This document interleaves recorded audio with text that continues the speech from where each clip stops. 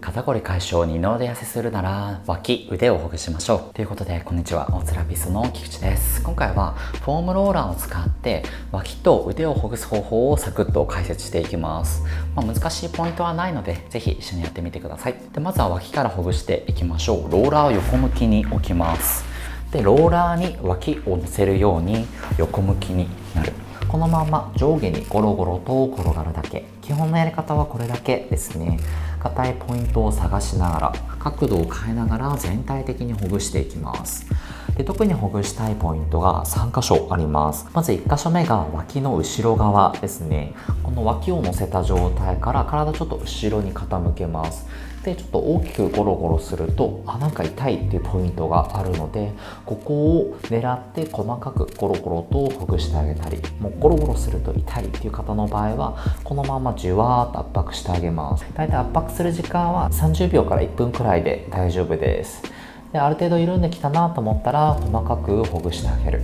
ここは肩こりポイントですね。特に腕を前に出して使っている方はここの部分が硬くなって肩こりを感じるパターンがすごく多いので、首肩肩甲骨周りほぐしても肩こりが解消しない方はこの辺は確実にほぐしてあげてほしいです。で2箇所目にほぐしたいポイントが脇の中ですね。脇の中をローラーに当てて、ここは上下にゴロゴロとほぐしましょう。なんかゴリゴリするポイント、硬いポイントがあると思います。ここは特に二の腕痩せポイントです。液化リンパ節があるので、ここほぐしてあげると脇、腕周りのリンパの流れが良くなって二の腕痩せしやすくなります。ここもしっかりほぐしてあげましょう。で3箇所目が肋骨です。この脇の下、肩甲骨の前側、外側に当たる部分をローラーに乗せて、このまま上下にゴロゴロと転がります。ここも結構痛いと思います。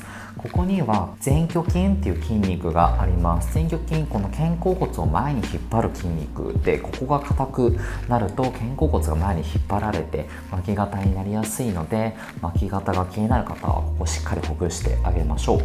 で前鋸筋、見ての通り結構面が広い範囲で付着する筋肉なので、ここも、角度を変えながら脇よりもちょっと胸寄りの部分をゴロゴロとほぐしてあげたり、あとは肋骨、真ん中に当たる部分かなの後ろ側をゴロゴロとほぐしてあげたり、若干前側よりをゴロゴロとほぐしてあげる。結構骨感が強いんですけど、ちゃんと筋肉がべったりへばりついているので、しっかりほぐしてあげてください。ただあまり肋骨に体重乗せすぎると骨が折れることもあるので注意しましょう。脇のほぐし方はこれだけですね。脇の後ろ側、脇の中、脇の下、肋骨ですねをゴロゴロとほぐす。これだけ覚えておけば OK。 で次に腕、上腕三頭筋と二頭筋をほぐしていきましょう。まずは上腕三頭筋、二の腕からですね。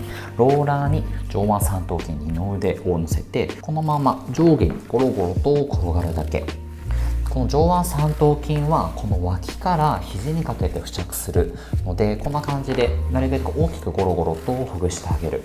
で大きくゴロゴロするのが難しい場合はこうやって細かくほぐしてあげても大丈夫です。で上腕三頭筋の真ん中のラインをほぐすだけじゃなくて、この手のひら下に返して上腕三頭筋の内側の方をゴロゴロとほぐしてあげたり、手のひら外側に向けて上腕三頭筋の外側をゴロゴロとほぐしてあげる。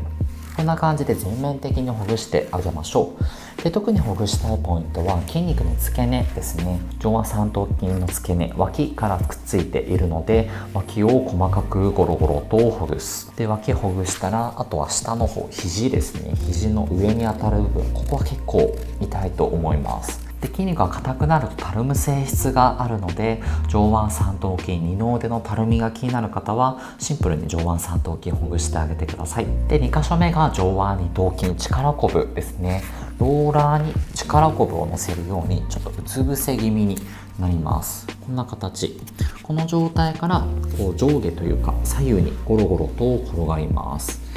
で上腕二頭筋は肩の前側からまた肘にかけて付着しているので、こんな感じで大きくゴロゴロする。で大きくゴロゴロするのが難しい場合はこんな感じで細かくゴロゴロしてもいいです。硬いポイントを探しながらちょっとずつずらしてゴロゴロとほぐしてあげる。で上腕二頭筋も真ん中のラインだけじゃなくてちょっと内側寄りをゴロゴロとほぐしてあげたり、外側よりをゴロゴロとほぐしてあげる。こんな感じで全面的にほぐしてあげてください。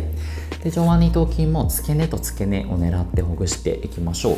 まずは上の付け根、肩の前側をローラーに乗せて細かくゴロゴロとほぐしてあげる。ここはね、特に硬くなりやすいポイント、腕を前に出してる時間が長いので縮んで硬くなっています。ここ硬くなると肩が前に入りやすいので、猫背気味な方はしっかりとほぐしてあげましょう。で、2つ目はこの肘よりもその上ですね、この力こぶの頂点に当たる部分を細かくゴロゴロとほぐしていきます。結構硬くなりやすいポイント、ほぐすとカチカチになってるのがなんとなくわかると思います。ここもね、硬くなると肩が内旋っていって肩が前に入ってしまって巻き肩の原因になるので、ここもしっかりとほぐしてあげましょう。で、二の腕のたるみが気になるっていう方でも、上腕二頭筋力こぶが縮んで硬くなるから二の腕が伸びて硬くなる、要はたるんできてしまうんですね。なので力こぶ上腕二頭筋ほぐしてあげると上腕三頭筋のたるみを解消しやすくなるので、二の腕のたるみが気になる方は上腕二頭筋もほぐしてあげましょう。やり方簡単ですね。上腕三頭筋も二頭筋をまずは付け根をほぐす。